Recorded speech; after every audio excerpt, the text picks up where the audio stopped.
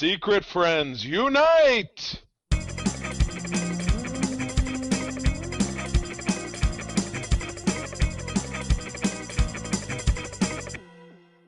Welcome to the Secret Friends Unite podcast, episode 400.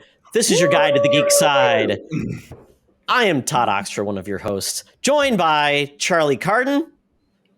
I couldn't remember how to do YMCA, and now I'm really embarrassed. Hello! 400 episodes from September of 2014 to right now. Here we are. I love it. We have an extended crew today because it's a very special episode. So we're joined by folks who are part of our podcast. So we are joined by the Canadian Mark Carabin, who has been along with us the second longest part of the ride, I believe. So Mark, here since episode 199, as we talked about back in the day. Yeah. Wow. Yeah. Half. Yes, and then we're also joined by Katie Quinn Pershon. And Katie, I don't remember your first episode. I didn't do my due diligence, but it's been about a year plus. It was a Marvel movie. I remember that. That could have been last week, considering how many. Well, okay, that's fair. Eternals just it wasn't when you're Eternals. on the line. It wasn't Eternals. It was one before that. So potentially about a year and a half. It was a movie. I remember, but I don't remember why. It was something that was very random. Where Charlie was just like, "Let's put you on the show," and I was like, "Okay." And then I did not know what I was getting into, or that he would then make me the co-chair for Code 47. Right. That's how it happens. That's how stuff goes down in the podcast, where it's just like, yeah, let's do it on Sunday. Let's record for an hour and blah, blah, blah. And then all of a sudden you have 400 episodes. What the hell is the deal with that? But Dune. I think Dune was my first one. Dune. Oh. I think it was Dune. The movie that I couldn't get to play on my TV. I had to stream it off of my iPad to my TV because it kept jamming up. But anyway, Todd... how do we want to handle this nostalgia? Are we going to talk about this cover first, or are we going to sing the song of ice and fire that is Secret Friends Unite from the beginning? No, we're going to do a little different. We're going to thank Manscaped. Manscaped is joining us as our first official sponsor. Get 20% off and free shipping with this code SFU at manscaped.com. We'll talk a little bit more about Manscaped after our news with Madam Webb. But with that, we will be talking all about SFU and our past history in the Thunderdome. So we'll get into that at the very end. We'll do our pretty much a normal show up until that point, where we'll celebrate a little bit and do a look back before we look forward in the world of SFU. But with that, Charlie, we've done something, and I this is going to be something we're going to cover, but the covers are a new tradition as of almost 100 episodes ago, which is very fun. We started a little late. We started a little late on this one because we could have had so many in the beginning but we're ending on an atypical cover, and that is Archie number 400. I know. I figured it would be the death of Aunt May from ASM 400, but you know what? This is just fine. So we got Archie. I don't think we'd want to do a death as a celebration of a 400 ep. That seems like that's kind of a final farewell. That's a damn fine point. You see, this is why Katie is such a fine counterbalance to what we do over on Code 47. Ad nauseum, she's absolutely correct. So we see Archie cast in the role of Zach Morris, a very Saved by the Bell kind of scenario. He's holding 2 tickets to the prom, one in each hand. Each one of the ladies is Betty and Veronica. Veronica is the brunette. Betty is the blonde. Did I get that backwards? I don't know. I know. I don't watch Riverdale either. So I'd love to go. Well, Archikins, the other gal says, and then you got Jughead in the. Todd, I'm just reminded of the Jughead. Do you remember from Chasing Amy? What the line was about Jughead. Jughead and Archie were lovers. Anyway, never mind. Congratulations, Watch Arch. the video for the hand movements there, guys. Random tangent. Yes, a rangent. There, I just named... I just coined something new.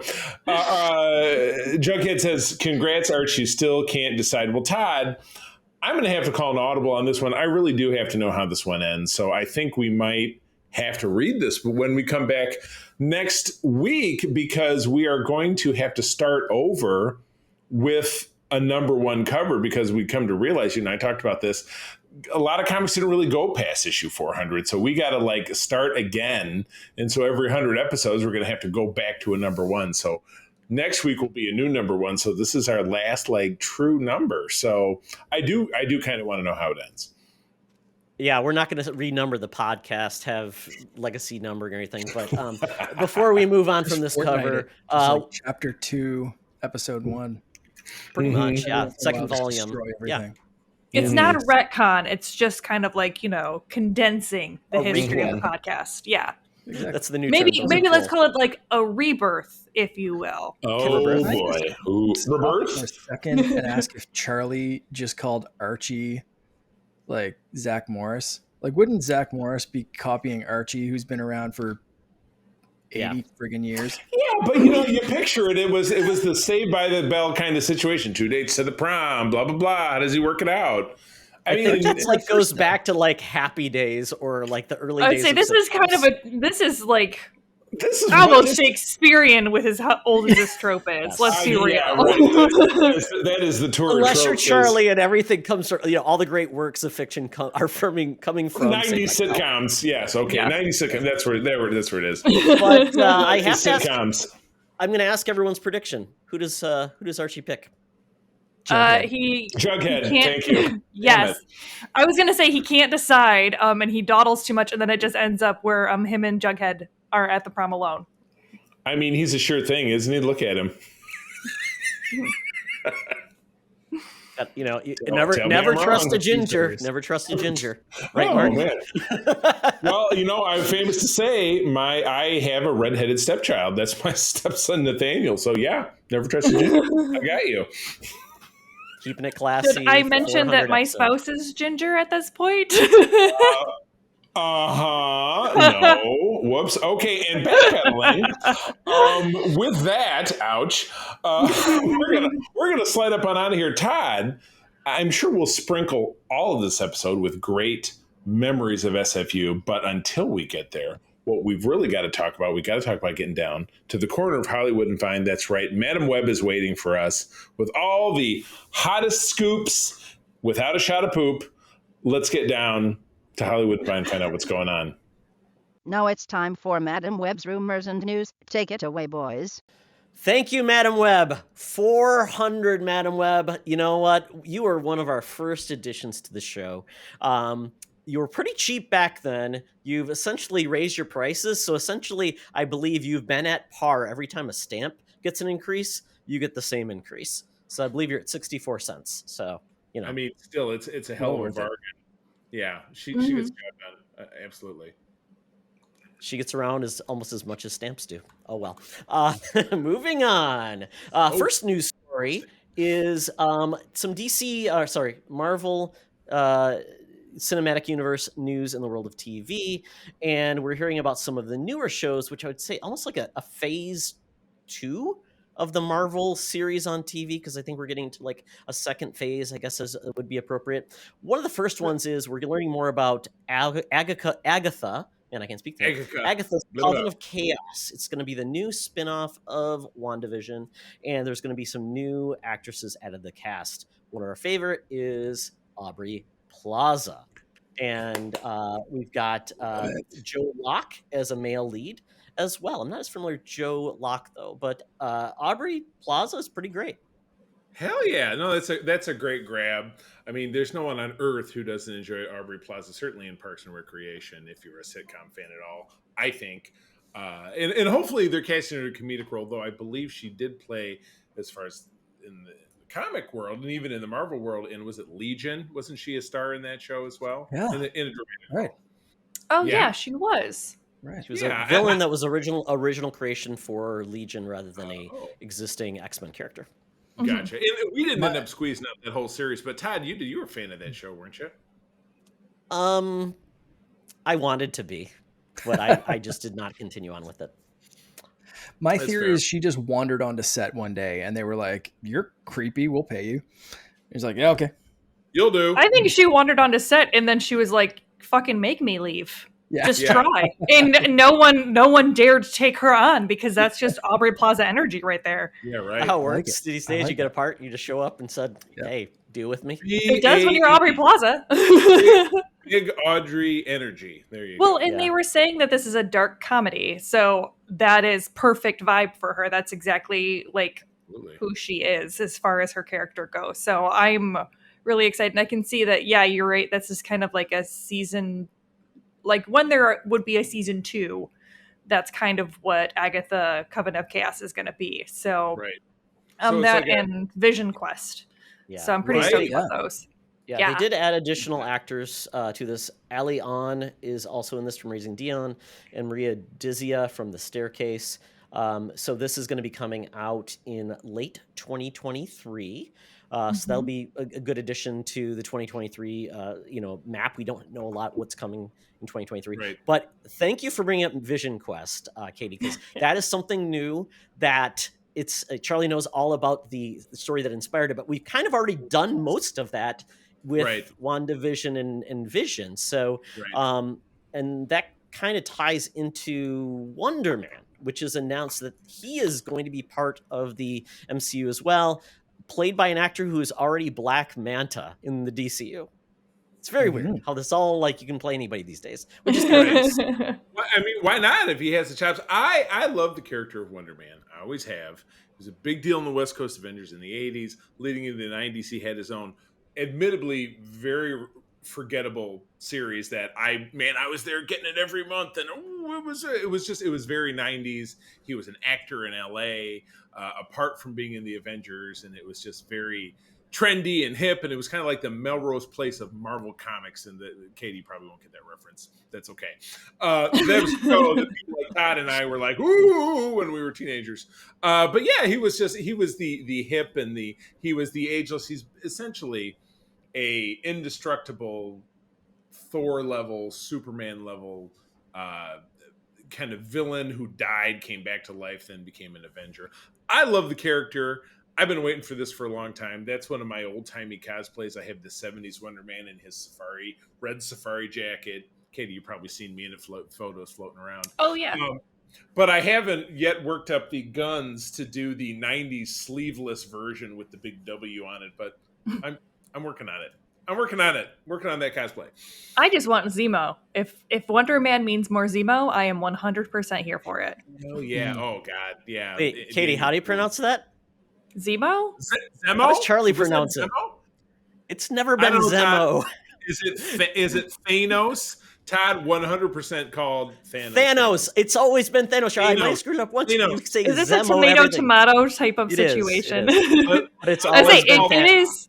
It's been Zemo, correct? In the MCU? Zemo forever. It's always been Zemo. They call him Zemo in the You gave me you gave my insecure nerd that's girl been an ongoing joke. A very big panic attack there.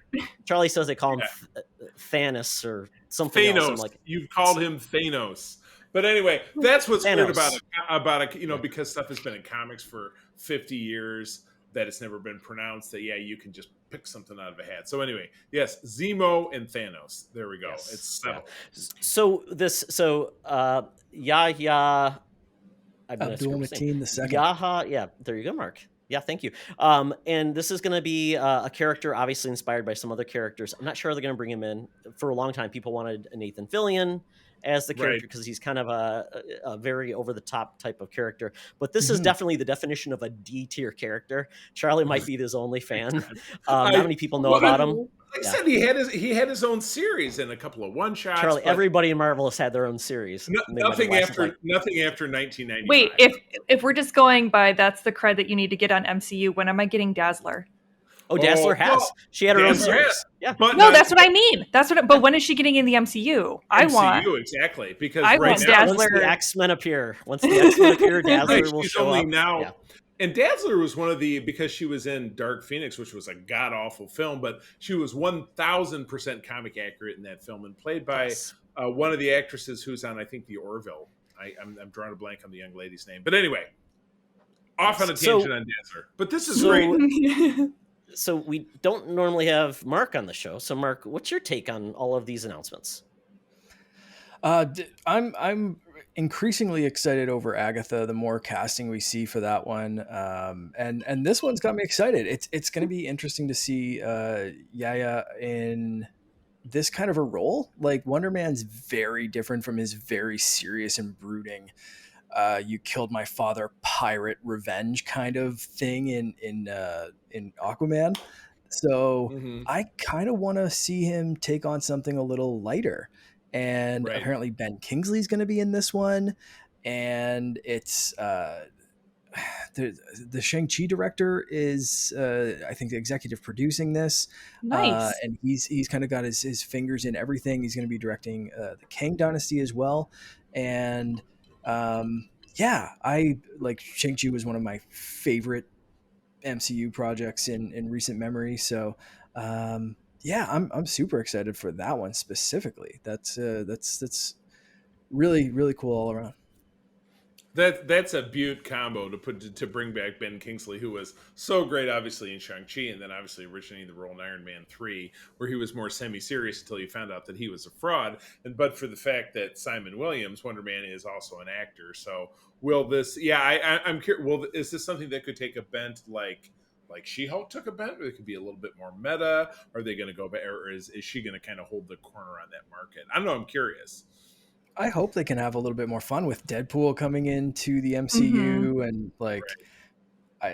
after She-Hulk, I think no holds barred. Like we're just ready for some goofiness. So yeah, I'm wondering if they take it up with this or not. Especially if they're staying like kind of comic inspired accurate. I mean, because She-Hulk was the OG fourth wall breaker. So seeing that showing up in the TV show was just so phenomenal. So if Wonder Man had some camp and some fun with him, then yes, please bring that into his series. Yeah, agreed. And Charlie will be fact-checking all of the Wonder Man. You better believe. Like I said, the whole Vision Quest storyline with the Vision being abducted by the government and stripped to his wires, and he lost his personality. And the thing is, his entire personality originally came from Simon Williams. Yeah. And then it turned into a big love triangle because it was, it was suspected Vision fell in love with Wanda because Simon Wonder Man loved her, and it was just a whole thing. And written by John Byrne, who's my favorite comic creator. So yes, this is my passion project outside of anything Captain America. It's my thing. All for it. Yeah. If we know anything about the Scarlet Witch, she is probably not gone. Despite what happened in Doctor Strange, because she is a component of so many cool stories and what she can bring to the table, House of M and things like that. I assume when you didn't see a body, assume the body's still, well, especially since you kind of saw that like puff of smoky magic, as it collapsed. I'm like, she went somewhere or did something. Yes. Something obviously happened. She has not gone. She's off with the puff. Mm-hmm. Absolutely. So another story that's fairly interesting, we've got all this noise about DC. It looks like they're finally going to right the ship with James Gunn and Peter Safran, which is pretty cool. Obviously, they've got some baggage to put away until they can really move forward with their own ideas and their own stories. But as we saw at the end of Black Adam, Henry Cavill is back as Superman, and we don't know in the context he will continue the character, but it sounds like it's all but done, and he is going to be back in a DC movie in the future as part of the DC cinematic universe. They have Henry Cavill, baggage to put away, is like saying the Titanic needs a couple of patches to make it seaworthy again. I was kind of thinking of that when you said that they need to right the ship, and I'm like, that ship is capsized and sunk. They need to build a whole new ship. The little Dutch boy putting his fingers in the hole in the Titanic. That's basically what they're... Well, it's Warner Brothers. You know what they're going to do? They're going to put all the baggage in a house, let it on fire, and say, I don't know what happened, collect the insurance money. Mm-hmm. I was saying, and Zack Snyder will light the fire. Exactly. No, he's in there too. He's in there too with the. He's in the house. Oh boy. Ouch. He's in there with the Snyder cut. Sorry. I feel bad because he's not a bad dude. Just those movies. He's not a bad guy. A bad dude. He just does bad work. Maybe he should be working at a gas station. He's a good guy. No, it's just, DC, there's just, we don't have time. He's not for everybody. He's not for everybody. We totally get it. Oh my God. Yeah. But So Henry Cavill's getting really busy. Apparently, he's going to be in another movie. He's going to be in a movie with Guy Ritchie. Apparently, he's going to be doing some other roles. But one of the things with becoming more busy and also becoming more famous is you make a lot more money. And it's been announced that he will no longer be the Witcher as of season 4. They are replacing him with Liam Hemsworth. They already put this out there. Wow. I obviously like The Witcher. I like the series, and it's been very popular for Netflix. It's taken a long time just to even get the 2 seasons out. One of the things is Henry Cavill has come out as a huge nerd. He builds PCs. He does like D&D. He does everything, and he is a huge fan of the books of The Witcher, and which are different than the actual games as well, and the TV series and some other things. But Henry Cavill wanted it to be very accurate to the books, and apparently the writer's room is not exactly as enamored with all of the source material. They feel like we can take it and do different things with it, which is fine. If you're adapting the books directly, sometimes it's not great. Like Watchmen, if you saw Watchmen, essentially talking about our guy there, adapted it like essentially 100% like on the nose. And so it's like, well, was that needed? So so this is happening. Liam Hemsworth, who I'm not as familiar with what he's done, except he was in the crying game, the Hunger Games, right? Yes. I mean, there was crying in the Hunger Games. That'd be a very, very different film. There's no doubt about it. I don't know many other roles. I don't really know his acting chops, so I can't tell you. But this is very weird. After 3 seasons, someone coming in and taking over the same role, this doesn't happen very often. Can any of you think of another time this has happened? Doctor Who. That's correct. That's true. That's true. I'm not aware of the Witchers having a resurrection and they come back as like, you look a little different. It's a glamour, but it's permanent now. Right. Has there been another one where it's like the actors like I feel like it was something that used to happen a lot before like the internet days, where it was just something of like someone kind of like just swapping out, where like changing actors for a character wouldn't have been as big of a deal. But now the actors become so much of the character. And so many people were unfamiliar with the Witcher series and like with the games and everything else. He really kind of made the show. So, I mean, it seems like it's not even because he's busy. He literally was like, no, they're not following the source material and we're having disagreements. So peace out. Yeah, and well, Netflix isn't exactly. I think they're feeling the purse strings, so it could be too. The longer you have actors on, the more you have to pay them. So maybe they want to cheap out, and it's probably cheaper. That's wild. I don't know if we're getting the full story or not, but that's what we have heard, that he was unhappy with the source material not being completely followed, and apparently he got hurt during one of the seasons filming as well, and they take a long time. It's a very physical role. But I was thinking about it. We did have Bewitched. The husband changed. I did.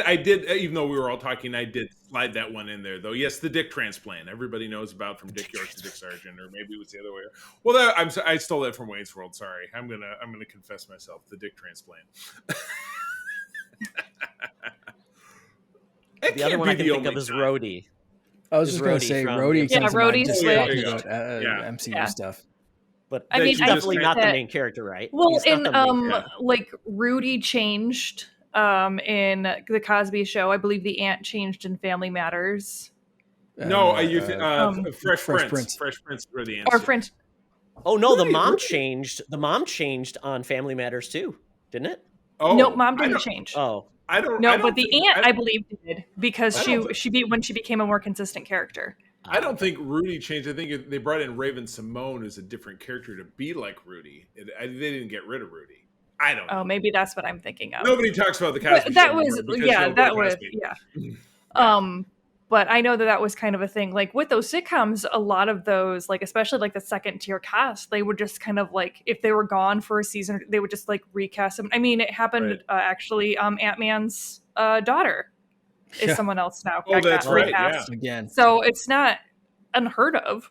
It's easier to do with an ancillary character, but when you're recasting your lead, I wonder how that's really going. The Hulk, we forgot the Hulk. Bruce Banner is completely replaced. Yeah, we're on our third iteration at this point. Right.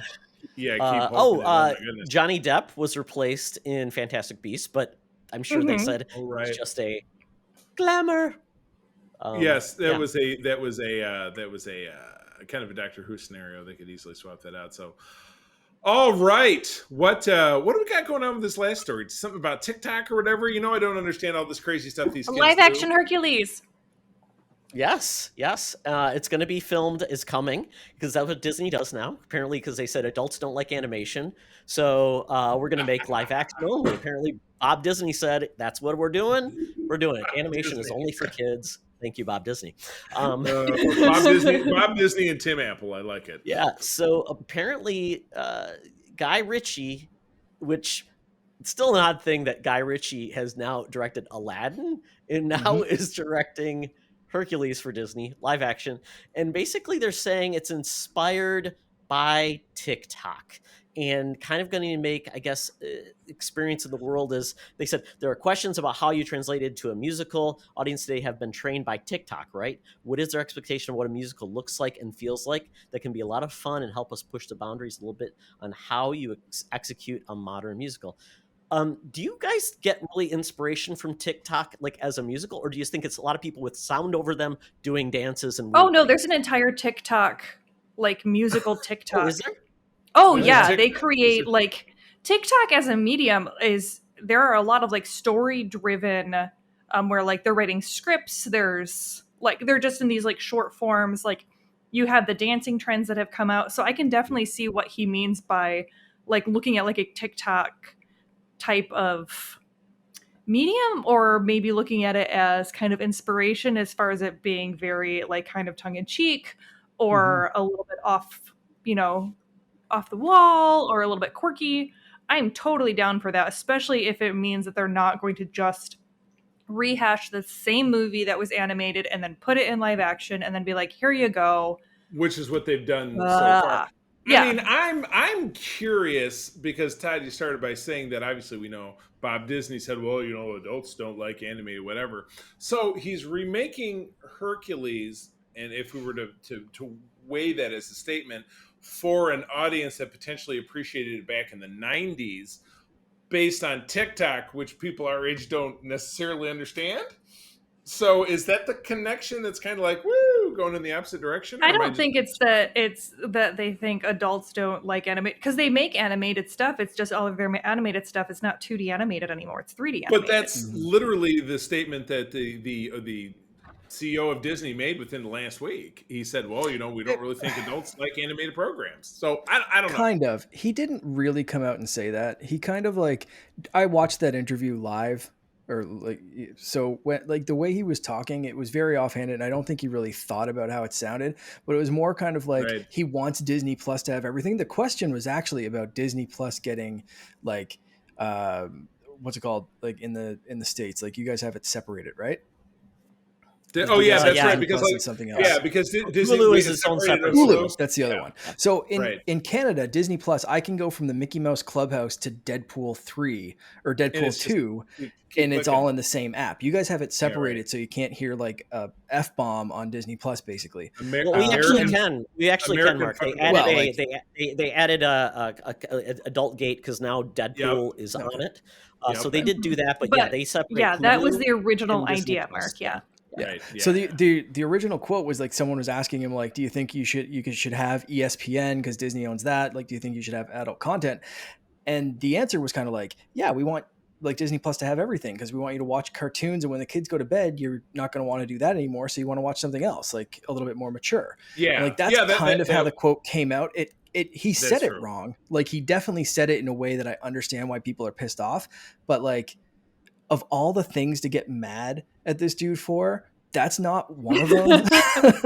You know what I mean? There's a lot we can pick from, but there's a lot of shit you can pick out from like how Disney's being run the last couple of years. But like that one for me, I was like, really, like Twitter, this is what you're getting up in arms about like. I mean, it is also Disney Twitter. Right Twitter's not winning any popularity contests these days. No, we need to talk much more about that. Yeah, so that's kind of where I think that quote kind of got misinterpreted and kind of blown up. So you're saying there's more than just a headline? Yeah. Holy crap. I mean, kind of how you have TikTok Kirk. for your headline. That's True, true. that's Yeah. true. Exactly. Right, So TikTok Hercules, like I love Hercules, the animated movie. Go the Distance. I was just talking about that last week, like how great that song is and like the soundtrack in general. If they're mixing things up and making this interesting, I don't know, like again, what inspiration they're taking from TikTok, but I've discovered a ton of amazing artists through TikTok. Like Teddy Swims is one of my most played artists last year and again this year, and just kind of like stumbled upon him on the TikTok algorithm, like brought it up. But like there's dozens of artists that I've added like to my library and just be like, I love this artist or this person or whatever. And it's thanks to TikTok. So I hope they take the best from TikTok and not like, not the dances and the social media trends. aspect. I hope the songs aren't whittled down to like 30 seconds or something because they think we can't pay attention. Well, I mean, you could do 3-minute videos now. That's true. Well, that's true. April does, and Go the Distance is a short song. April does a lot of this stuff for her business, so she's educating me slowly, but I'm still like, I know. Well, no, and again, for SFU, I know it's something we really got to look at doing a little bit more seriously because we got to reach those kids. Exactly. The kids are looking for, certain demographics. So, but I do think the fact that Disney has gotten down this path of, we're going to remake the animation go to live action, and they essentially haven't done much to them. They've been like, we're just making a live action, like the Lion King essentially didn't really anything new to the table, and I thought it took away a lot of the charm because you had more realistic animals talking, and I'm like, that just seems like it takes some of the magic away. Animation's supposed to be timeless, right? I mean, if it's like, and it's not like it's dated because it's animated, so I get it. Hand drawn, different than CG. It's not dated because it's animated. Just like Aladdin, it's a tale as old as time, as they say. No, it's Beauty and the Beast. Which they also did. They also did. And I'm just honestly excited for them to finally get through. I'm just waiting for them to get through their entire animated roster so they can do something else. Because there has not been a live action that I have liked even as much as one of the animated shows. Like, I will be honest, I'm super excited for Little Mermaid, even though Flounder looks like he was demon possessed and then like exorcised. Like, I don't know what's going on with him. People wanted to be pissed about the casting on that. No, be pissed at Flounder. We need to have a sonic intervention on that fish right now. That fish is terrifying. Sonic intervention.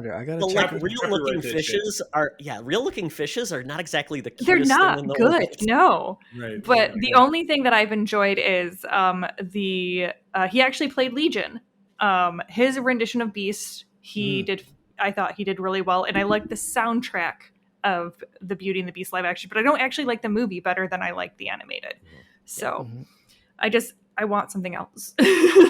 They've definitely added a couple of cool things to some of the animated stuff. Like I liked Jasmine having like her own number and a couple of things there that they did in Aladdin. Like I thought, because especially with the genie, because you can't really top what Robin Williams, and they were very cognizant of that. So I like that, and it's good for like Guy Ritchie directing this one as well, because he was kind of at least aware that he couldn't just copy and paste everything in live action. But and the Beauty and the Beast too, I thought they really kind of delved down a little bit more into what was going on and like what happened with the villagers and all that kind of stuff. So but I'm gonna mirror what you said. Like I haven't liked any of them as much as the animated stuff. Right. Maybe this will change it. And of course, we're nostalgic, for the things we grew up in. The kids today, I don't know. Maybe they don't care about the animated things that are 30 plus years old now. So I don't know. But they're both there, so they can decide and watch it on Disney Plus. And then when their parents go to bed, then they can put in the code and watch all the adult content. Oh, there you go. I like it. It's skeevy. I have a story like that when I was growing up too that I'm not going to tell. Thank you, Charlie. Yes. So that is it for the news this week. Yes. And on that note, we will leave our time with Madam Webb, and we'll talk more about you, Madam Webb, in the Thunderdome. But until that point, Charlie, it's time for us to thank our sponsor. Oh, my goodness. Absolutely. Folks, support for Secret Friends Unite is brought to you by Manscaped, who is best in men's below-the-waist grooming. Their products, precision-engineered tools for your family jewels. Manscaped's Performance Package is the ultimate men's hygiene bundle. Join 6 million men worldwide who trust Manscaped with this exclusive offer for you. 20% off and free worldwide shipping with the code SFU at manscaped.com. If my math is correct, Todd, I don't math, that's about 12 million balls.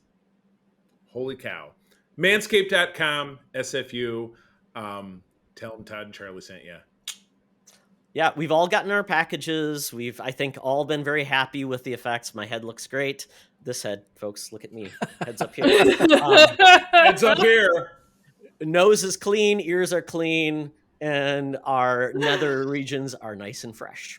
I don't need to know about your nether regions. I will just trust you on that. That's good. Yes, Thumbs but up. all possible through Manscaped. We do love them. So, and with that, Todd, time to get out that app. We need that Uber to get us down to Scuggsville, Nasty Town. That's where the Geek Easy is. So let's go. Talk nerdy to me. Talk nerdy to me. We're sitting in the Geek Easy drinks report, and we are ready to get our nerd on. So we've got an expanded group this week, so we'll get some new things we haven't heard about. So Katie, kick it off. Yes, so I am starting off with my Thrills Giving. And if any of you have listened to any of the other episodes I've been on, I have decided to take on horror movies. And as you know, that is not my general forte, but my spouse absolutely adores them. And I thought, you know what? He has done so much to support me and my love of comics, so I'm going to try to support him. Once he found that out, he made an entire Excel spreadsheet of movies broken down by different categories. So we have all of these movies to go through. So last month we were prepping me for Cabin in the Woods, watched it, loved it, 10s across the board.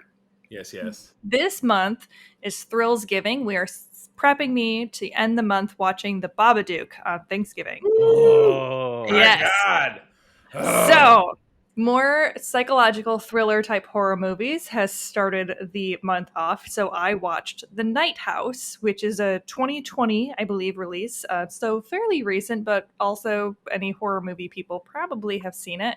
And I won't go too much into detail. Trigger warning, it does involve some suicidal ideations, self-harm, depression discussions, as many horror movies do, kind of bridge that kind of discussion.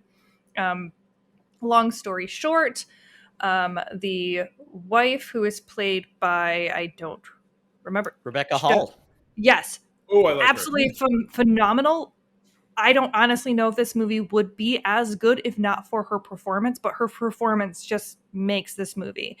So the movie starts with her husband having just committed suicide, and so it's kind of a story as she's trying to deal with that and cope with that, as you find out that she was the one who dealt with a lot of depression and suicidal ideation and kind of that journey for her. And it hit a lot of marks for me, not only as someone who suffers from my own depression and dark thoughts, but also being married to someone who has that, and then also watching her best friend who is continually struggling to try to help keep her afloat. And so the culmination of all of that, I could kind of see myself in all three of those characters. So it was a really, I don't want to say enjoyable, because that feels a little strange. Relatable, cathartic. Yes. And I did, relatable. Cathartic. I think cathartic is a really, really good way to put it, because I love cathartic. Yeah, it also, it was a really, just again, really, really well done. If you like horror or suspense at all, and you just want to watch Rebecca Hall's perform, it's absolutely phenomenal performance. So 10 out of 10 that way. So Katie, I was gonna say, I got this one kind of ruined for me because I watched the 101 Scariest Movie Moments on Shudder, and this was one of the movies, so got the whole thing kind of got ruined for me, unfortunately, but I was still interested. And I didn't realize that the director of this, which is funny because he also directed Hellraiser, the Amazon 2022 one. Yes. Oh boy, that movie was I don't know what happened, because this boy movie do we not so much love that one. This movie has a lot more subtlety and a lot more nuance. I mean, I'm not going to say that there is a lot of subtlety, like especially at the end, like it's pretty clear what the monster is supposed to represent. So yeah, but also in Hellraiser, there was just like, nope, that is very very on the nose. Yeah, God. Yeah, Well, lots cut of off body your parts. nose. Yeah, Yeah, lots of body yeah, parts. and Well, yeah. yeah. Well, and he Hand was the you your executive nose, oh my God. producer of The Night House. He was just the director. So Yeah, that's the thing. I don't know if he of wrote Hellraiser. if you wrote The Night House. And again, Rebecca Hall's performance carries a lot of it because she has just a lot of subtlety to her acting. Has she ever been in a happy movie? Because everything I've seen her in seems like something bad is going on to her, or she's just in a bad situation. Wasn't she in Iron Man 2? Yeah, 3. She Or was 3, the, excuse me. Yeah, because she was the was girl brought on. who kind of from Tony's past, who kind of spurned on the plot. So she was a plot device. Yeah, Great. although she was brought on, thought that told that she was going to be the main villain of the movie. Oh, see, I hadn't heard that. Yeah, and so then there was a bunch of about. rewrites, and so she was actually ended up being really, really disappointed because she was supposed to be like more of a major character. Oh, drag! I did not know that. Interesting. Well, very good. So, Mark, you know what? You're here to mix things up. So yeah, I feel like singing one of these things is not like the other. You guys are all talking about some freaky shit, and if you want me to talk about anything like even TV related, like we haven't watched anything really. We've been watching, like my wife and I have been watching like the MCU movies again. So we just hit Guardians last night. Guardians. I mean, I have weeks like that too. I'm like, we get to this, I'm like, shit, I have to have watched something. And I really have to struggle to come up. So you're all right. Oh, actually, you know what? I can talk about something. I want to change this because we just talked about. I was going to talk about Mario plus Rabbids Sparks of Hope. We just did that on Code 40 or co-op mode, Code 47. I'm looking at you. You're not even in the Mark. I do that sometimes too. Are you joining us on Code 47? I would be so excited. I will watch something on Star Katie Trek has heard me join you.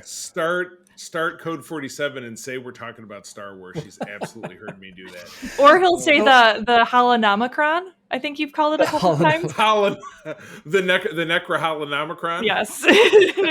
Y'all know it's the Holochronicles, but no one Chronicles. That's already another show that I'm in a blood feud with. But so I'm gonna kind of stick to theme. So I'm not gonna be that different. We've been watching Ghosts on Paramount Plus, which is not horror, but it deals with ghosts and spirits and whatever. Nice. So we just watched the first, I want to say 5 or 6 episodes of season 2, which it's dropping kind of weekly. And I really enjoyed season 1. Season 2's hitting all those same kind of notes and just diving more into the characters. And if you're not familiar, Ghosts takes place, this couple inherited this old mansion. They're turning it into a B&B. The female falls down the stairs and bumps her noggin and is near death. And she wakes up and she can see ghosts. And her husband is like knows this and he can't see ghosts, so he's always trying, especially in the second season, to like guess where they are and talk to them. And she's like, they're over there, you're talking to a lamp or something. And it's just great. It's a very entertaining show. And we blew through the episodes over this weekend. And the only thing is Paramount Plus is raising doubling their prices basically, and raising their prices. And really? I might just buy this season on like Apple TV or something and forget it, because that's rough about Paramount Plus. We have our re-up coming up, and of course for Katie and me and other Star Trek people, we don't really have much of a choice because that's where all the Star Trek is. But our price is bundled with Showtime, and it's pretty reasonable. So they must be just zapping it to you in Canada, and that sucks. I have mine bundled through Amazon Prime. So I think it's like an extra $7 a month for me. Right. And it's the flip of ours, and we get Showtime with Paramount Plus for like you said, an extra like $7 or $8 whatever. I got mine free for T-Mobile. Apparently they give free service. Todd, of course you did. Of course you found the slip. So I have a question, Mark, because I have not seen Ghosts, but it has been on my this seems interesting list. It always came across in like the trailers and the little sound bites that I saw that it was kind of a dark comedy. Is that kind of a correct assumption, or is it more? Kind of. I mean, there can be dark bits in it. Like, I mean, they're dealing with ghosts. They're dealing with people that have been around in some cases for like 1,000 years, stuck in the same place, because the one of the like things is that the ghosts have this invisible barrier. So when you cross through it, you just basically shoot back out. It's like a portal, and you can't go anywhere. So there's some darkness there of like, that we've been stuck doing the same thing. Like, please leave the TV on because otherwise we have to stare at each other because we can't interact with objects. Yeah. So I would say that's dark stuff. humor there. Yeah, right. Yeah, there's definitely some dark humor, or just weird little things, and it like full dark sometimes. Like they discovered this secret vault room where the ghosts can't get out of, where there was one ghost who his body was still in there, and he was stuck in a room with his own body for a long time before they sent him elsewhere. And like that was, I'm not going to spoil anything about who that character was or anything else, but so they very dark stuff at times, and other times it's like just incredibly goofy. So okay, dark humor for sure. Definitely, but also stick it on my watch list then. Yeah, right. Nice. One of my favorite things is the ghosts when they elevate to the higher place or to their afterlife. They call it getting sucked off, which it's like don't say that. Yeah, that's kind of the humor too. And I will tell you this, Mark. I don't know if you've watched it yet because we watched the British Ghost, which just like The Office, the British version came out first. The British Ghosts, and it only had like 24 episodes, but it's across like 4 seasons or 4 series or whatever you call it. Right. So it's very good. But once again, they took the idea of like the American version is tailored to America because it happens in America. The one in the UK happens in. So there are different characters, which are great, but they have some characters that are very much inspired. And I would say the British one's a lot darker. Comparative, but it does have a lot of the same story beats. So I'd watch both because I loved both. So you don't feel like there's repeating much of the same, which is great. Right. And I don't know where you would get that. It was on HBO Max. So it was on HBO Max. So Mark, once again, I don't know where you'll get it. British one. Yeah, I want to say it is somewhere because I did check it out. I can't remember exactly where it is, but it's either on Paramount Plus or Crave up here, I believe. So I'll find it anyway. I'm sure I can track it down. Yeah. We love both. We love both of them. They're great. It's one of the few sitcoms my wife and I watch together. That's awesome. Good deal. Excellent. Well, we went to the movies twice this week, and we saw something super forgettable. The first time it was the latest rom-com from, I think, George Clooney and Julia Roberts. It's bad. But anyway, last night we went to go see, and I was tipped off by my old girlfriend, Courtney, we've had her on the show. She's a friend of ours. She went to go see, she says, I never go to the movies, but my neighbor convinced me to go see this movie, Smile. Like, she told me about this 2-3 weeks ago. So I'm like, yeah, all right, well, we'll work that in there. So we did finally decide to go see it because we've been seeing the promos, and, it's about, someone who's possessed gives this creepy smile and then they kill themselves, and that's what you get out of the trailer. So no spoilers here, because again, I just like it's funny, Katie, as I said to you, it's kind of an inverse of what you were talking about. A lot of similar elements. You have this clinical psychologist that deals with deeply depressed people. She ends up meeting with this young woman who is saying, my professor at school killed himself in front of me. And then, spoiler alert, this is one spoiler I'll give you. This young lady has an outburst, has an episode, breaks out their crazy rictus smile, and then kills herself, which actually you end up seeing in the trailer, though interspersed cut. And this young doctor starts to figure out that the curse has passed through the professor who killed himself, to this young lady, and then on to her, and it started to manifest all this different kind of things she's seeing, and she's got to find a way to escape it. And this movie, while filled with a lot of really dumb horror tropes, like our character goes into an abandoned house at one point and flicks the light switch and can't figure out why the lights don't come on, or she has a landline at home, which, I was on chat with Courtney Dan, like, why I always love it in movies where people still have a landline at home. It's like, I haven't had one of those in about 15 years. It's silly. But, when they have to have the cell phone and then the phone rings so they can pick it up, and it's more suspense and there's a jump scare in there. So I thought it was pretty well done, to be honest with you. I know April was very fond of it. And come to find out, this movie, which has been out for maybe 2 or 3 weeks, just hit blockbuster status, kicked over $100 million. So big success.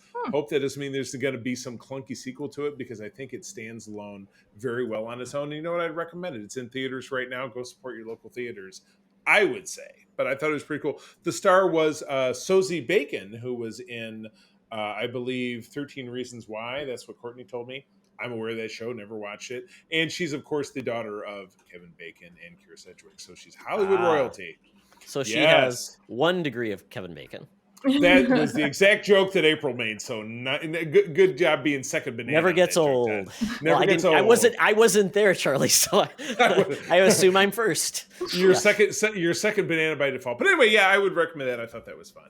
It was good. It was a good suspense thriller as opposed to the gore, which there was obviously some blood and whatever it is involved in, people committing suicide or whatever. But it's not like it wasn't a Saw movie, it wasn't like gory. So I did appreciate the suspense, and there were again some very tropish jump scares here and there. So if you don't enjoy that kind of thing, not great to go see in the theaters.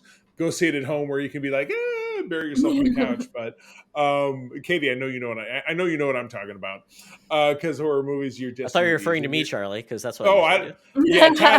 We have had frequent conversations that Todd is pee-pee pants when it comes to horror movies. I get a little skittish. I do. Yeah. But I like watching this. It's one of the things. Why? I would say that's very funny, because I would not have assumed that you would get freaked out because you like horror movies so much. Where that's the thing. Aaron has been very surprised by he's like, you didn't find that scary? And I'm like, no, it's like we watched Trick or Treat while we were carving pumpkins, and I was laughing. That was very gory movie. That's a very gory one, as I recall. So, but anyway, I would recommend this one again. It's in theaters now. Go support your local theaters, but I'm sure it will find its way streaming somewhere. I think this might have been a Universal, so you probably end up seeing it on Peacock. Yeah, there you go. Yeah. There you go. Yeah. So cool. All right. That's it for me. Todd, what have you got? Now, this better not be 2 things. It's one thing, Charlie. All right. Because that was the rules. Don't break the rules now. You try to skid around the rules. Yeah. So a new show that has really taken my wife and I by surprise. It's on Netflix. It's called The Bastard Son and the Devil Himself. It's actually inspired or based on a YA novel called Half Bad. Came out in 2013. And it's British, and it is essentially about 2 groups of witches, the Fairborn and the Blood Witches. It's funny because in the book they're called the Black and the White, so I kind of figure out why they changed the name, because that kind of comes off bad. Yeah, and just a little bit. Yeah, it's a little weird. So the Fairborn are kind of like the ruling class of witches, and the Blood Witches are essentially like Slytherin, or you think of like the Death Eaters, different group. And it's takes place in modern Britain, and I was just taken aback at how good it is. And my wife says this is actually very good too, and it's very well acted, very well scripted. The cast is excellent, and it really is dealing with the fact that we have 2 siblings, half siblings, that essentially one is Fairborn and one is Blood. And the Blood witch, who's a boy, his sister is a Fairborn. He's the child of the Blood Witch, who essentially is like Voldemort, and he is out. And so if you are a Blood Witch, the Fairborns will typically kill you. And they have a group of, enforcers, and they all have witchcraft powers and different abilities. Some can control plants, and some can control lightning and do different things, but they're all skilled in hand-to-hand combat, weapons and things. And but the Blood Witches not only can do the same type of magic, but they also heal fast. They can do different things. And his father is notorious because he essentially killed almost all of the ruling class of the Fairborn at a peace conference where they were going to actually sign the peace accords. That kind of sent things to hell. But there is obviously more to this. It's like 8 episodes long. I'm 2 episodes in. My wife has gone ahead, and she's waiting for me to catch up because she loves it so much. We know there's a lot of bad stuff on Netflix, but this one really pounced at us, and it was like it's a surprise. So if you're looking for something that's a little different. It's definitely younger characters, but there's not really a romance lead to it, which is great because I always feel like that's always the lead thing, like star-crossed lovers, which is, I mean, there is a romantic interest, and it kind of feels like the, Romeo and Juliet, that type of thing, but it's not the focus, which is great. It's a little bloody, and there's like some scenes where I'm like, wow, that is really gory and gross, but well done. So I really recommend if you're looking for something new. It's a little bit more mature, but still with teen leads, but it also has adults that aren't dumb, which is nice too, because typically the teens are the smart when the adults are all dumb and not knowledgeable. So there's twists as well. So really like this, really cool, and hopefully this continues. But it's British. Hopefully this was not made for Netflix, so it's actually continuing to be made, so Netflix doesn't cancel it. So for us to pick it up, but maybe this one will do well. It just debuted last week. It just debuted last week, and because so much stuff gets dropped on Netflix, things get lost in the shuffle. But this is really good, so check it out. I was gonna say I haven't heard of that until right now, so yeah, it makes sense that it dropped last week. But I hate how things get buried like that. Mm-hmm. Yeah, totally. It makes it really difficult. It's tough to stand out. Certainly, to stand so much content. I mean, how we talk about it all the time. It's just burr. It's why I line up with what you say, Todd, about it. It's tough to rewatch anything anymore because there's just such a deluge of everything. I mean, Katie and I are watching old episodes of Star Trek because that's what we do for our show. But other than that, I mean, April and I are rewatching The Walking Dead now, but we haven't watched it ever rewatched it before, and the show's been going on for 12 years, so it's tough. Yeah, I mean, even that one animated movie by Henry Selick, which is written by Key and Peele. I'm blanking on his name. Jordan Peele. Keegan-Michael Key. Oh, Jordan Peele. Jordan Peele wrote this. It's directed by Henry Selick. It's a beautiful animation. It's called Wendell and Wild, and it's on Netflix. And that thing should be a huge success, and it's gotten great reviews. Wendell and Wild came out? Oh my God. That's what I'm saying. It dropped. I was waiting for that, and I didn't know it came out yet. I'm putting that on my list. Sorry, that was a total... See, look at that. That's your PSA. You're getting the shit done. I was just laughing because you were like, it's so hard to rewatch stuff, and I'm like, haha, watch my autistic brain because I have difficulty watching new things because of all of the uncertainty. Will I like it? Will I not like it? How is this going to go? And I'm just like, no, I need my comfort shows. I'm going to rewatch Keep on the Age of the Wonder Beast for the 7th time. Seventh time. That's rookie numbers when it comes to me. Well, I'm glad we can have a service here to hopefully keep introducing things to folks and let people know when things are actually out. Mm-hmm. Yes. You rock and roll. That's what we do. All right. And speaking of what we do, that is the end of the Geek Easy. Todd, we've reached the final frontier, the final countdown. It's time to get over to the airport. Air Qantas. There we go. There we go. Very good. Musical interlude. Katie, I finally got you to do something musical again. It's been a while. But we got to get down to the land down under. That's right. The mutants are waiting. It's time for the Thunderdome.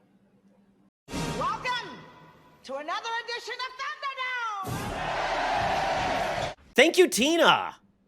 We're sitting in the Thunderdome where the mutants have been gathered for a topic or game to be entertained. And we are here to take you down memory lane of Secret Friends Unite through several highlighted episodes. And then also at the end, we will be giving our predictions of what will be happening in the world of nerd by episode 800. So Mark knows I don't do years correctly. So he takes weeks and figured this out for me because we did this in co-op mode. I didn't get it right. So Mark has probably figured that out of what 800, when 800 episodes will actually happen. Well, Todd, there's 52 weeks in a year, so it seems kind of... Hey, I'm with Todd. I legitimately just asked Fury. Is that, Katie, is that your version of the classic 400 weeks right the classic I'm with stupid with the t-shirt with the arrow No, pointing? I'm legit with... I was like 800? What is that, 400 years from now? I don't know. Yes, exactly. It's Star Trek. Katie, it's Star Trek. It's in Star Trek years. It's TNG. Yeah, it's TNG. It's in Star Trek TOS. years. Yeah. It's like leagues. Leagues is not a measure of length. It's a measure of... No, it's a measure of length, not depth. I don't know. I like it. Know. It's okay. It's okay. Yeah, exactly. It's like light, where it's a wave and a particle at the same time. Exactly. It's amazing. Someone last week. Well, Mark is keeping us on track, and my son's taking a stats class for now. So just guess what fun that is when my son starts teasing me and asks me, what do you think, Dad? What's it going to be? And I'm like, oh, jeez, Oh, well, we're going to get into this. So we're going to look back at 400 episodes. We're going to start because I could not find the podcast document for episode 1. So I said, let's do 10. So this is why we are in 10 increments. So we're going to start with episode 10. I remember when we did 300, we like republished episode 1, and it was we're never doing that again, Charlie. It was horrible. It was god awful. Yes, no. It was unscripted. It's on archive.org if you really want it. So go there. These are the moments I'm really glad that I came on after y'all have worked out the kinks. You think we've worked out the kinks? Thank you. Some kinks. Relatively. The biggest. Okay, wait. I think after talking about Manscaped, I don't know if I want to go to kinks. Oh, you brought it up, Katie. Use the term. We're just going along with it. We're along for the ride. So here we go. Oh my God! All right, back on the tracks. So episode 10 was dropped November 2015. And I will tell you that some of the things that have stayed consistent and some things that have not. So in episode 10, we had the news with Madam Webb, so that's consistent. In the news segment, it was announced that Michelle MacLaren was going to make Wonder Woman. Do you guys remember when Michelle MacLaren made Wonder Woman? I have no idea who that is. I assume she's a director. She didn't make it because Patty Jenkins did. So exactly correct. But I'm just saying, yes. If that was her, stab at her 15 minutes of fame, that train has sailed, I'm afraid. Yeah, no idea who she is. Well, that's the funny part about these news stories because some of them were announced and did they actually happen? So I hope Michelle MacLaren did something, but she didn't do that. So she has done some Breaking Bad and Game of Thrones. Oh, well, Shining Girls. X-Files. You know what? Yeah, being employed is being employed, so good for her. No, it's just funny how DC once again, right? They announced one thing, something else happened, and glad we got one good Wonder Woman movie. You know who DC is the equivalent, Simpsons equivalent of Duffman. Duffman says a lot of things. Oh yeah, yes, absolutely. Go. So then DC Duffman. What we had in episode 10 for I don't know how many episodes. We had a hotline, guys. We actually had a Google Voice phone number. I like the hotline, but it was super rare that we got anything out of it. I was to say, did anyone actually call it? That's my question. They did, Katie. We got a fun spoof once of someone who was imitating Dr. Doom. Do you remember this one, Todd? Oh my God. Do. It was very weird. It was like a Dr. Doom with a weird voice, like speech impediment, very odd. We had lots, and we had some regular folks who would just call in, leave like their take on something, which was a lot of fun. It was a Google Voice. We eventually said, let's stop doing this because we keep on talking about it. No one called in, so we eventually the number just went back to the Google Voice heaven. So it's there if somebody wants it. Maybe somebody's calling you. I don't know, Katie and Mark. Do you think that's something worth bringing back on a trial basis? No. See if we can. No. Okay. All right. That's why. Moving on. Charlie, you basically don't even use a phone. You use memes and texts. You know what? This is the 21st century, Todd. That's what I'm saying. How things work. Yeah, exactly. So that was a thing we did. We also had a segment called Previously On, which was replaced by the Geeky. So we just did Previously On. We did a little snippet where it was like what everybody used to on TV. They go, Previously On, blah, blah, blah. And I use that as our check-in. But we replaced that with the Geeky. And on Previously On, we were watching Flash and Arrow. This was the early stages of the Arrowverse. When they were watchable. Absolutely. When they were still pretty in my opinion. When they were watchable. Yeah. When they were watchable. Something we also had was the pull list. So this was essential. We would talk about the new things coming out in TV, movies, comics, whatever.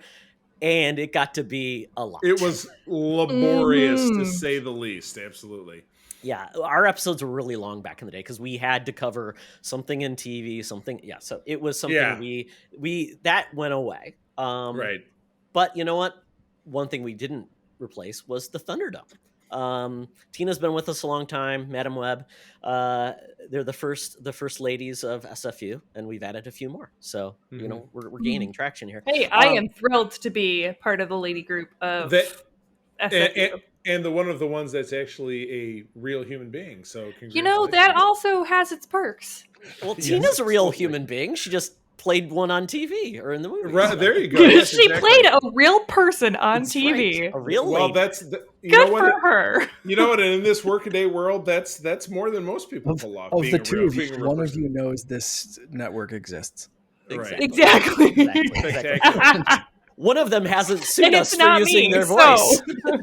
As Ron Burgundy might say, compelling and rich. Exactly. And the topic of the Thunderdome was right around Thanksgiving, so we did Thanksgeeking. So just things we were thankful for in the world of geek. Nice. So episode 10, there you go. Fun fact, episode 102 was our first video episode.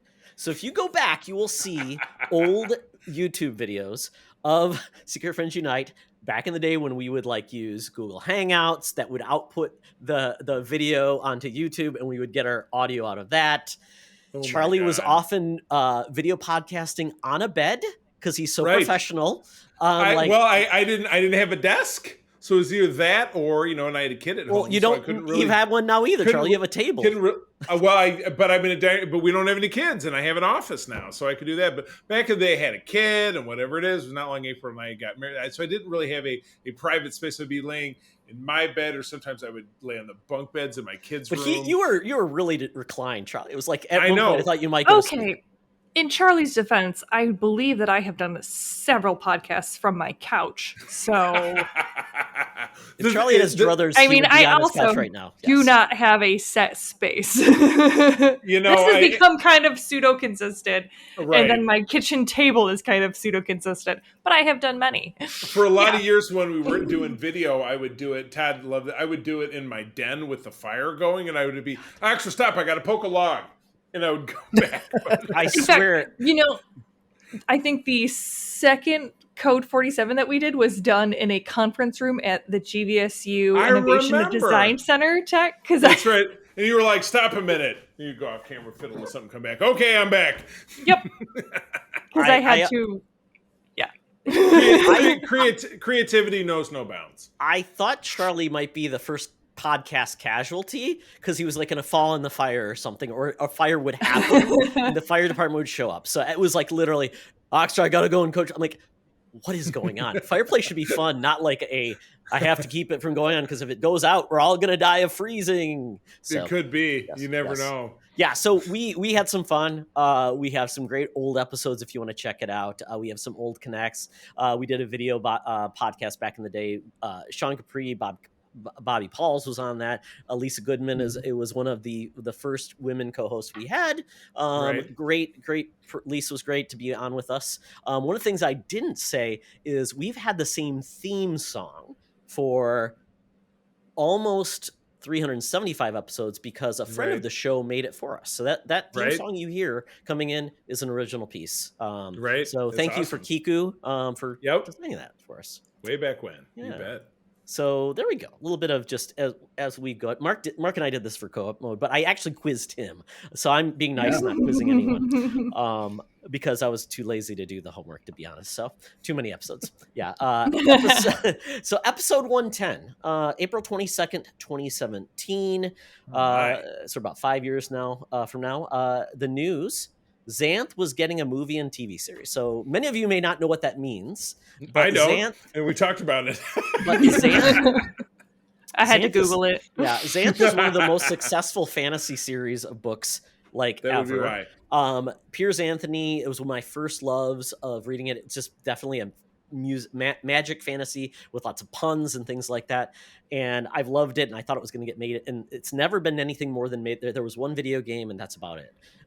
They said it was going to happen, and I have not heard anything since. So that's what I'm talking about. These news stories come out. Sometimes they happen. Sometimes they don't. I'm so hopeful for Xanth, but 5 years gone. It's a capsule in time, and again, not everything obviously comes to fruition if it doesn't have Marvel or DC or Star Wars slapped on the end of it. So yeah, We did And get even Game of then, Thrones. it's not. And even it's just even that. yeah, exactly. Mark, how we've been waiting around for stupid Rogue Squadron, and that's in the ashes. So yeah, Exactly. Yeah. So the Yeah. Geeky arrived round. I don't know when exactly, but we did have it at that point. So like I talked about, we were watching 10 Cloverfield Lane and reading Secret Empire. So 10 Cloverfield Lane, great movie. Dan Totally. Trachtenberg, who directed Prey as well. Just really good spin-off from Cloverfield, which became like a thing. It was Mary Beth Winstead and John Goodman, and they set that one up for a sequel, as they always do. And In all space. then we got a sequel in space, which was, and I feel like we talked about this not long ago. At the end of it, they escape from a spaceship, whatever it is. There's an escape craft rocketing towards Earth, and in the last 1.5 seconds, the Cloverfield monster appears like it's going to eat the shuttle pod, and then it's over. That's the only connection to Cloverfield in whatever the hell the follow-up was, because it wasn't this one. This one took place in a bunker or something.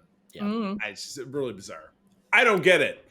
But Secret Empire, that was a Marvel miniseries. I enjoyed that one.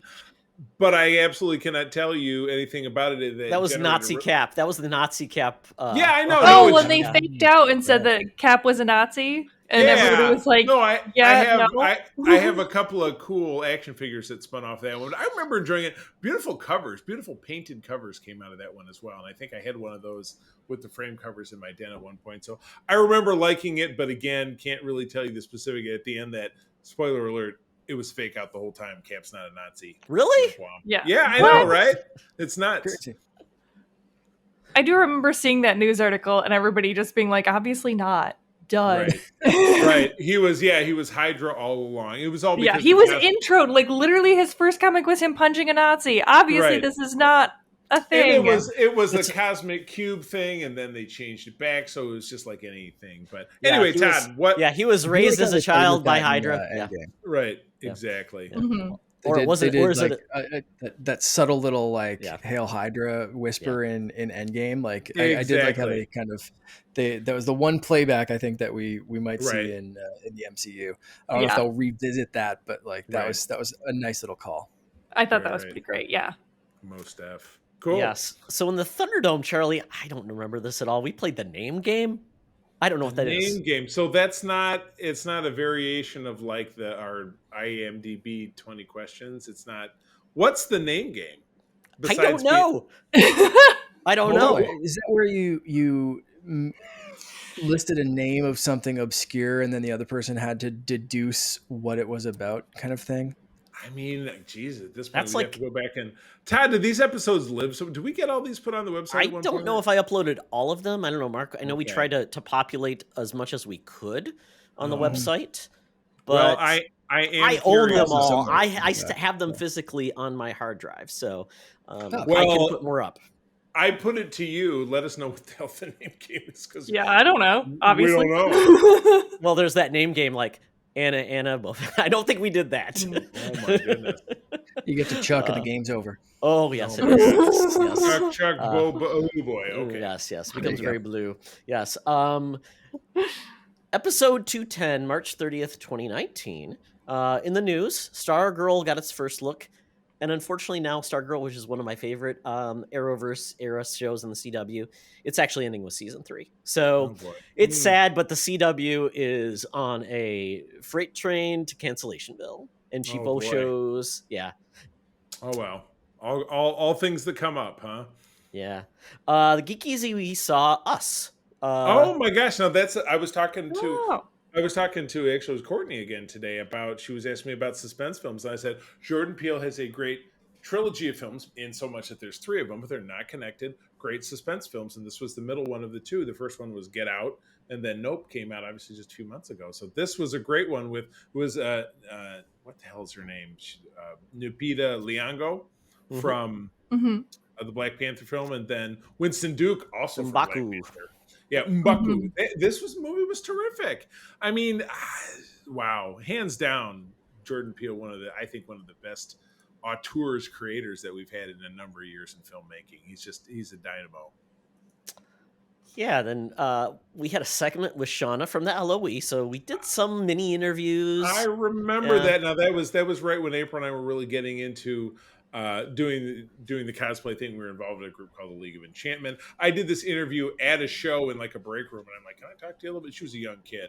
"Can I talk to you a little bit?" And her father was the guy who ran the league, and so I interviewed her about that experience. So that was fun. And I know there were other people. Seamus, who was her dad, was on the show at once upon a time, and we had Carol and Ryan, one of the other guys on the show. So we've had some various people talking about different things from that world. It's not as a big a part of our lives anymore because April and I are really involved in the Grand Petoskey and the Star Trek Club these days. But yeah, kind of a capsule in time back in 2019 because that was a big thing for us back in those days. Yeah, we did it, and we did quite a few interviews. I got to interview my favorite author of all time, Raymond E. Feast, very popular fantasy author. It was weird because we did a video during the middle of it. My internet dropped, so I could only do audio. He was doing video. It was so bad, but at least we got to do audio. We got that there, so that was so great. And then I also interviewed Peter David at a Comic-Con. That's so wild. Said, can I just interview? I'd love to interview. And he goes, how about, are you ready now? So I'm like sitting there with my phone trying to do it with him. Very awkward, but Peter David's great. One of the best. He wrote Star Trek. He wrote actors. He just wrote everybody. The Hulk and wrote Hulk for really So Peter David's great. So that we've done those, and obviously the opportunity to do more interviews would be fantastic. So all the folks on the show, definitely interviews would be great. If you think of anybody you'd like to have on, I know Mark, you have a lot of guests. We have guests on SFU and co-op mode. So and then you've had writers on Code 47, Charlie. We've had the Tipton brothers who wrote the Mirror War saga recently, and really need to reach back out to them and get them back on. So yeah, most def. Yeah, in the Thunderdome, we did our most anticipated movie, and this was really like, and it wasn't just of that year. It was just like our most anticipated movies ever. We put this up in the Secret Friends Unite group. It was funny because people talked about all the movies they were interested over time that we're really excited about because Endgame was going to drop, and I said one of my most anticipated movies at the time was The Phantom Menace because I had no clue what was going to happen in this we hadn't had Star Wars in so long, and I'm like, I don't know what to guess. Right, and the Todd, Phantom Menace hype was real. Oh, yeah. Tell them the story of the movie that you had to sit through in order to see the Phantom Menace trailer like 6 months earlier. Okay, since Charlie requested, I would have not repeated this, but yes, I was so desperate and so excited about the Phantom Menace. I went and saw Wing Commander because the trailer was playing in front of me. If you want to watch a piece of shit movie, Wing Commander might be one of the worst movies I ever saw in my life. Oh my God. And keep in mind, this was after Todd had graduated from Michigan State, so we were no longer together. He was off in the Air Force at this point. So Freddie Prinze Jr., Matthew Lillard fighting space lions. What could be better? Not complicit Wait, in space the crime. lions? I don't know. This sounds pretty baller. Well, and Mark Hamill was in it as well. Well, what? Well, so it's based on a series of video games. Mark Hamill wasn't Mark Hamill in the game? He was in the game, and so was Tom Wilson from Back to the Future and Malcolm McDowell. I've met Tom Wilson. Very nice guy. Oh, I don't know. The cover of this screams just so much super 90s camp. Super 90s. Alien Lions. This is taking itself way too seriously. Watch the trailer. Watch the trailer. It's the worst. I'm gonna. I think we got Katie. I think we got to watch this and we got to talk. We need a schlocky 90s Patreon segment. Look at us making up content. Oh my god. Oh my god. Ooh, yeah. I will shit all over 90s movies. So yeah. I will shit all over my childhood. It'll be great. So I watched that horrible movie just so I could see the trailer. That's how bad it was. Because YouTube didn't exist. You youngins don't remember this, but to watch a trailer, you actually had to be in the movie theater because it wasn't going to be on TV until just before the movie dropped. So that's how much I loved Star Wars at the time. You could have left. Yeah, you didn't that's have right. to watch the movie. There wasn't a guy sitting next to you with a 45 pointed at your temple saying you can't leave. So you bear some responsibility. You don't remember the time. This was not like I go home and watch Netflix. I'm like, I'd have to go to the Blockbuster and hopefully find a movie to rent because if I didn't do this, what else was I doing? I mean, on demand anything else. You could have just gone and watched the trailer and then left. I could have just sat in the parking lot and questioned my sanity. No, you could have just left. You could have gone home, mowed the lawn, played some D&D. She's kind of got rethink your life choices. Anyway, I spent $7 on that movie ticket. You spent $7 to watch the trailer, and then you tortured yourself for I don't know how long is this movie? Katie, you're talking for 100 minutes. You're talking to Todd Anton Oxtra, possibly the cheapest man you'll ever meet. He's not going to let $7 go. It's just not going to happen. Yeah.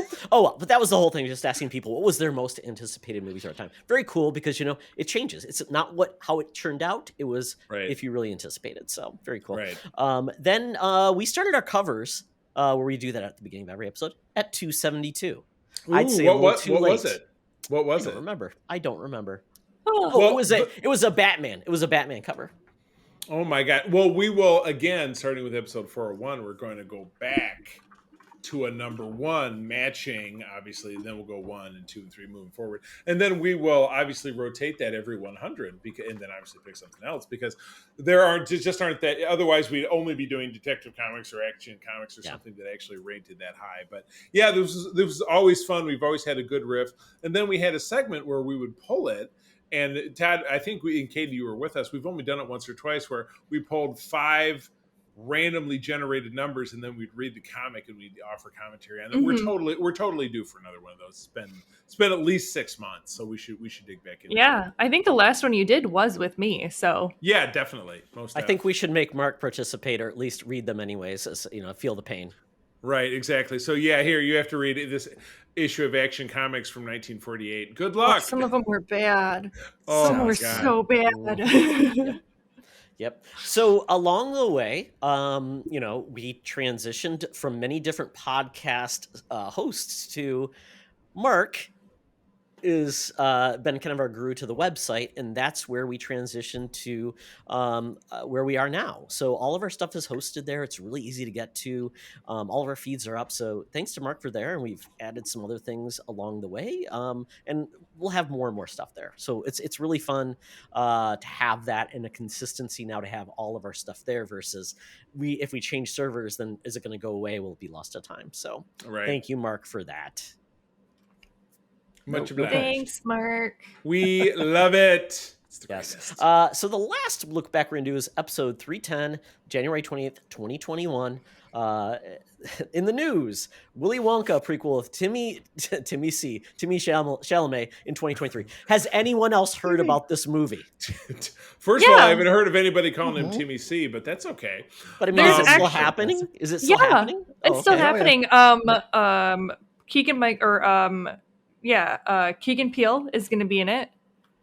They've got like a whole cast going on. There's like screenshots and everything you can see of it. Yeah. Really? Okay. Yeah. I feel like I haven't heard a blip, so maybe it's a little under the radar. So, by the way, it definitely is under the radar. But I will note that you just combined the names of Keegan Michael P and Jordan Peele into Keegan Peele.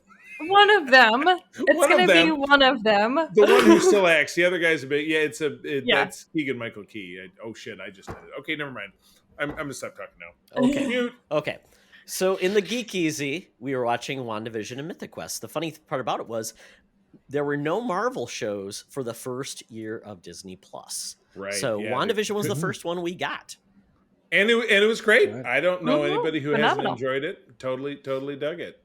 Yeah, and Mythic Quest just talked about a spin-off, and the new Mythic Quest comes out in like a week. And Mythic Quest, for anybody not watching it, it's fantastic. It is about video games, but it's not about video games. And I should circle back. I thought it was all right because that's on Apple, correct? It is. Mm-hmm. And every season they do a standalone, like one-shot episode that is different than the rest, and they're always great. The only problem now is they got rid of F. Murray Abraham, apparently, so he's not back on the show, which I think he did something bad. I don't know. I can't keep up with these people. Terrible. Yeah. So there you go. That's a recap of where we've been. And now where we're going to be, folks. Mark did the math, and July 2030, holy cow, will be episode 800. So where will we be with the world of nerd? It could be TV, movies, a trend.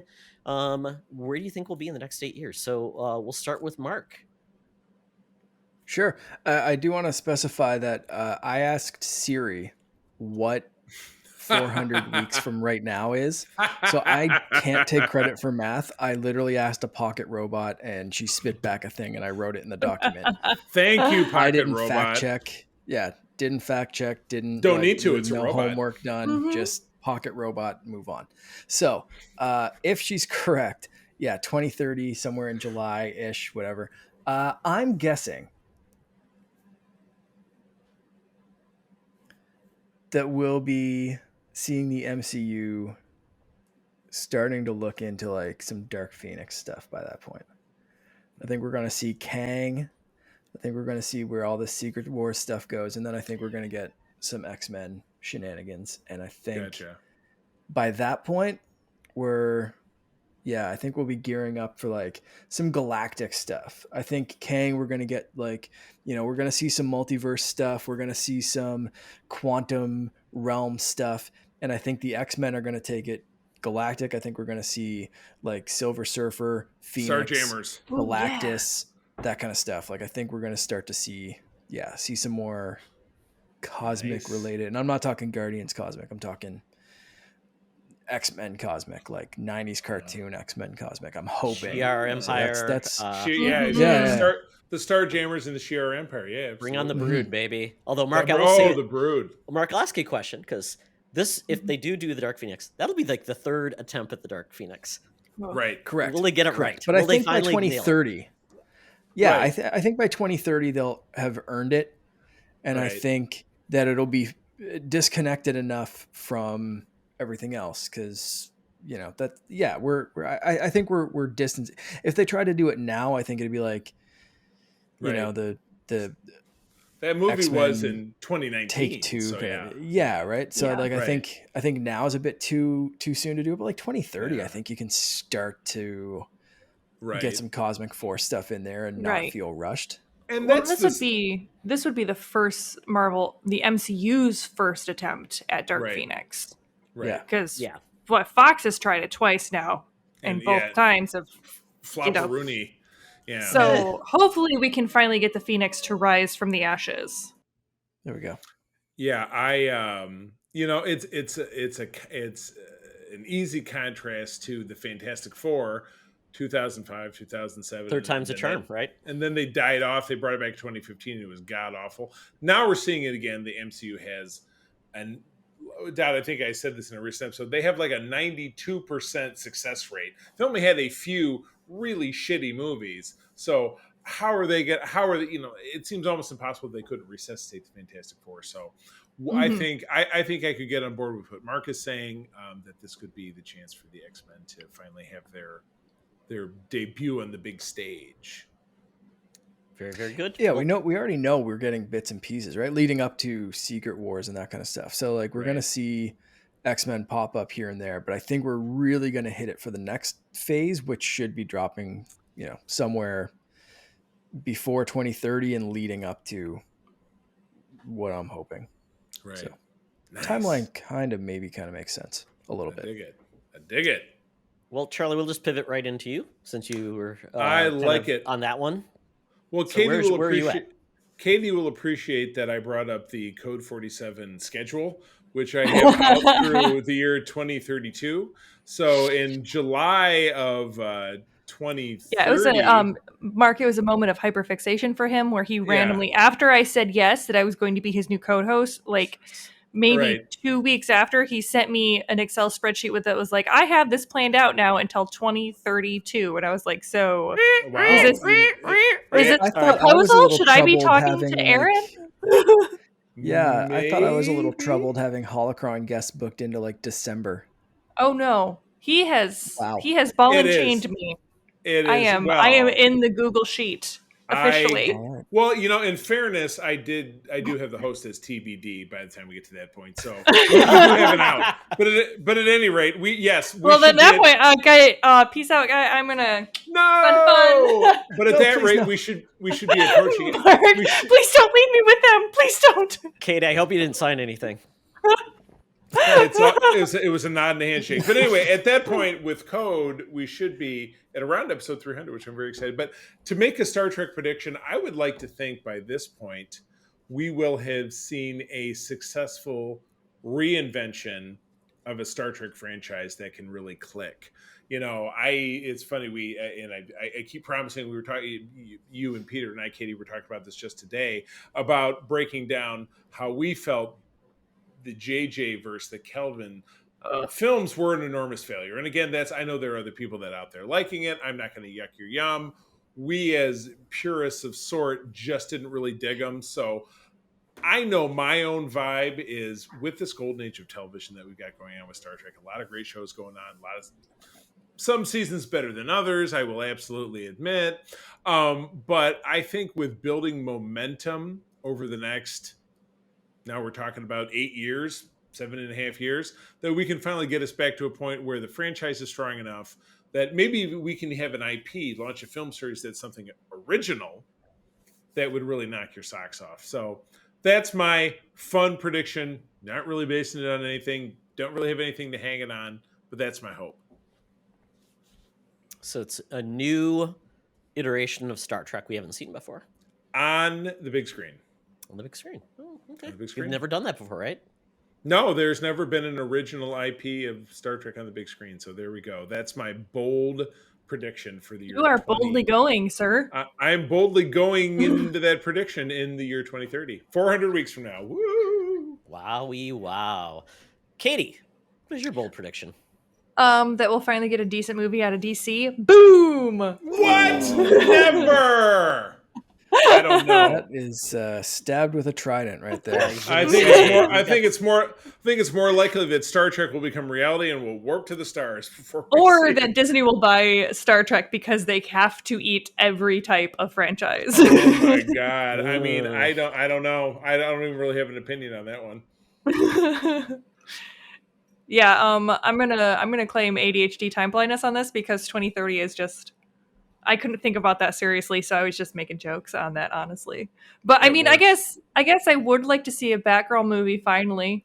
That would be great if I could see someone besides, Alicia Silverstone. No, well, or beside something canceled. Besides something canceled, or besides just Wonder Woman. As the lone hero of the DCU. She's the only female. That's all we got. Yeah. I mean, and like the Harley Quinn cartoon series is great. Margot Robbie is great, but I just would love to see some consistency of what they're putting out because, and I would love to hope. I would love to, but I am still too scared to do that. DC has a 10-year plan, and they've had that 10-year plan 3 times. Right. I was going to say, yeah. So for 30 years, they've had a 30-year, 10-year. No, they just keep changing it every other year. Right. They have a new 10-year plan. So, right. Yeah. I am hopeful. I love James Gunn, and hopefully you can have some fun. Yeah, but the thing is that you can have a fantastic chef, but if you're giving them shit to work with, they can only make a shit sandwich. Oh, absolutely. Yep. Or as you recall, Katie, from a recent Code 47, the Boba shit. Yes, the pile of shit with Boba Fett's helmet on it. There you go. Yep. Absolutely. Yeah. Yep. Definitely. I'm hopeful, but yeah, I'm still waiting for Green Lantern to be good, and that will be some fun. The only thing good that came out of that was Ryan Reynolds making a joke about how shitty that movie was. Yes, that gag was great. But they just need to give us John Smith and leave Hal Jordan out of it. Yeah, that's apparently what's happening. John Stewart is coming. They are scrapping, or John Stewart, excuse me. Yes. They are scrapping Smith? the plan for the CV series that we're going to have with the Green Lantern Corps, which was going to actually have Alan Scott, which was kind of cool. He was like the original Green Lantern, and also Guy Gardner. Not happening now. It's going to be a John Stewart focus. So John Stewart is really because John Stewart's the best Green Lantern. See, I love Hal Jordan. I think Green Lantern Rebirth is one of the best series by Green Lantern. I love John Stewart too. That's a great thing about Green Lantern. There's not just one of them. There's a whole core, so you can like whatever Green Lantern you like. So there you go. Dig your Green. I also like Green Lantern very much as well, so that would excite me. Yeah. So my bold prediction is consolidation. I don't think we're going to have 1 million players anymore. I think Peacock is doing horrible. Paramount Plus, I think it's doing well. I just don't know how well. I don't know how profitable it is. I don't know how much money it's making. Disney Plus is going to have some changes. I think we're going to have, to the point, Mark, you said, like, I don't get Hulu. Nobody else gets Hulu. I think Hulu is going away and everything will go into Disney Plus. Because that, if you don't have a brand you can play everywhere, what's the point? Right. True. And then I think we're going to see some other things happen. Like, I mean, there's so many. Stars has a service, and this has a service, and it just doesn't make any sense. And what I'm seeing right now tells me Discovery Plus most likely will be spinning off Warner Brothers. And Market and I kind of went into this on co-op mode where I thought maybe they would acquire Sony, but I could definitely see Apple saying they want content. And I could see them acquiring Warner Brothers because essentially they don't have much content. They've got Apple TV Plus, but you think about that. It's essentially maybe 10 shows total. That's all they put out so far. And they want to be everywhere, and they want to have you come to not only their devices, but get the content on their devices that they distribute. I think it's a great way to add credibility, because you think about HBO Max and being like, HBO has been like the pinnacle of production. Apple TV Plus already has some great, very high quality shows, and with WB would be, or Warner Brothers would become DC. And I don't think Apple would really screw with them as long as they had a very solid, direction or people that could lead the force. So I think we're going to see a lot of consolidation.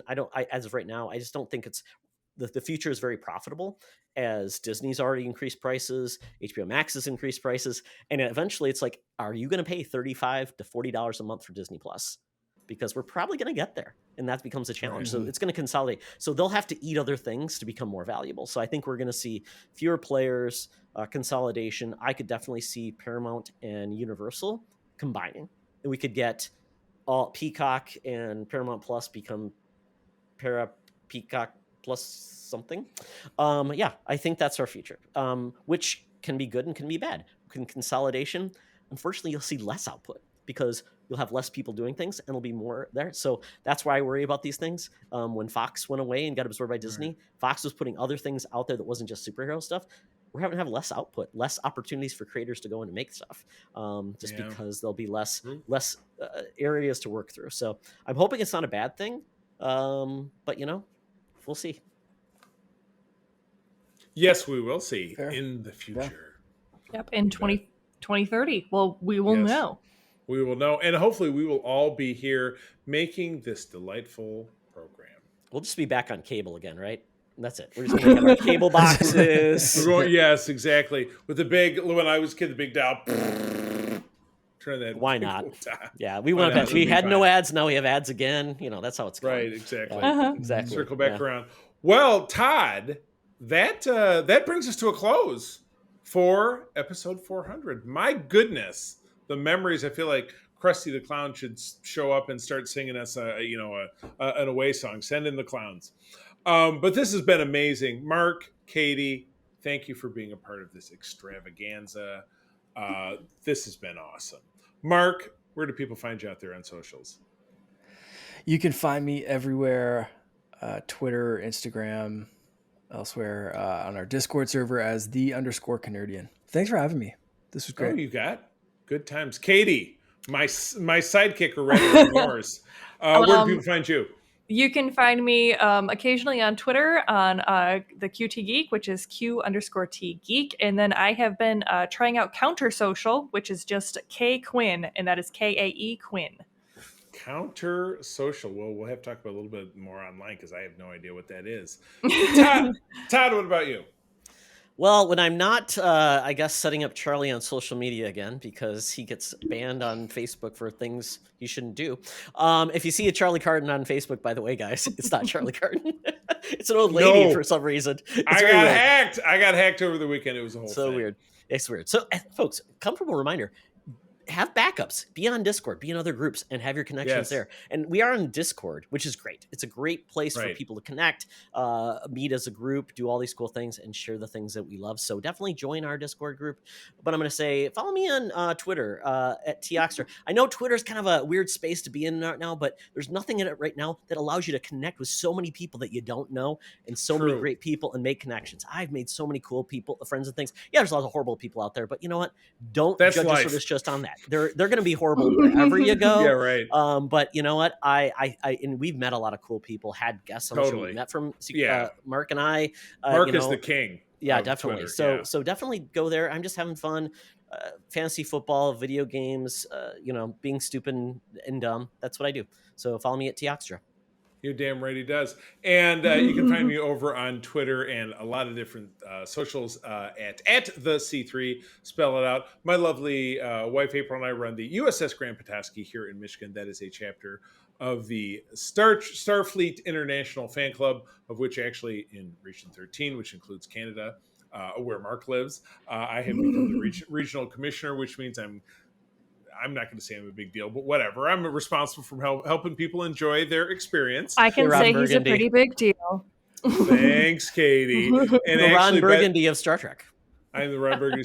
And actually, by the time you're listening to this, we will be out at the Grand Rapids Comic-Con in Grand Rapids, if you happen to live in Michigan, November 11 through 13. Please come see us there on the show floor. We're also having our annual meeting that Saturday night, and would love to see you there if you'd like to learn more about what we do. I also try, when I'm not busy being banned on Facebook, now that I'm back, filling up our Facebook community with fun content and things of that nature, trying to have a good time. So, friends, with that, I'm going to bring us to a close. Thank you for 400 wonderful episodes of supporting us and all of the shows, all the crown jewels in our Secret Friends Unite network. There is so much more to come in 2023. So thank you for being here with us. I'm going to tell you that sharing is caring, and to keep on trucking.